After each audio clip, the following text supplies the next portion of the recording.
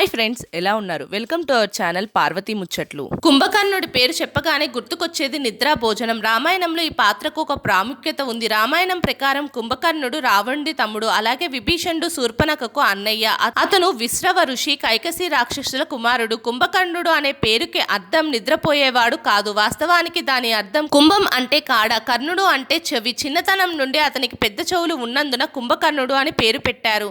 పురాణాల ప్రకారం కుంభకర్ణుడు బాల్యం నుండి చాలా బలవంతుడు. అంతేకాక అతను చాలా ఆహారం తినేవాడు. నగరం మొత్తానికి వండిన ఆహారం అతనికి మాత్రమే సరిపోయేది. కుంభకర్ణుడి తండ్రి విశ్రవసుడు తన ముగ్గురు కుమారులు రావణుడు, కుంభకర్ణుడు, విభీషణులను తపస్సు చేయమని కోరాడు. అతని తపస్సుకు సంతోషించిన బ్రహ్మ ప్రత్యక్షమయ్యారు. వెంటనే కుంభకర్ణుడు తనకు ఇంద్రాసనం కావాలనే కోరికకు బదులుగా మాట పొలమరి నిద్రాసనం అనే మాట అతని నోటి నుంచి వచ్చేస్తుంది. దీంతో బ్రహ్మదేవుడు అతని కోరిక నెరవేర్చడానికి తదాస్తు అనేస్తాడు. కుంభకర్ణుడు పశ్చాత్తాపం. కుంభకర్ణుడు మాట తిరగబడ్డంతో పశ్చాత్తాపపడి బ్రహ్మదేవుణ్ణి అభ్యర్థించడం ప్రారంభించాడు. అప్పుడు బ్రహ్మదేవుడు ఆ కాలాన్ని 6 నెలలకు తగ్గించాడు.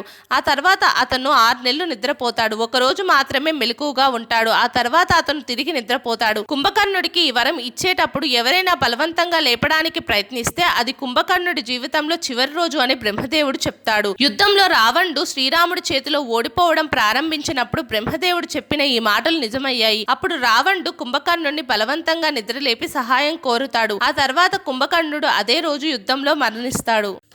మా వీడియోస్ కనుక మీకు నచ్చినట్టయితే మా ఛానల్ని లైక్ చేయండి, షేర్ చేయండి, అలాగే సబ్స్క్రైబ్ చేసుకోవడం మాత్రం అస్సలు మర్చిపోకండి. మరిన్ని ఇలాంటి వీడియోస్ కోసం మా ఛానల్ని ఫాలో అవ్వండి.